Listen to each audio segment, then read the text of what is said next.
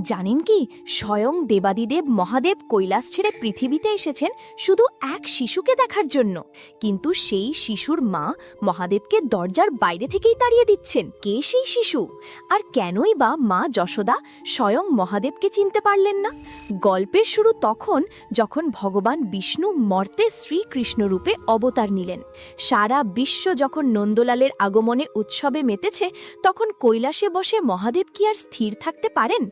তার আরাধ্য প্রভু এখন গোকুলে শিশুরূপে লীলা করছেন। মহাদেব ভাবলেন, আমি এক্ষুনি যাব আমার প্রভুকে দর্শন করতে।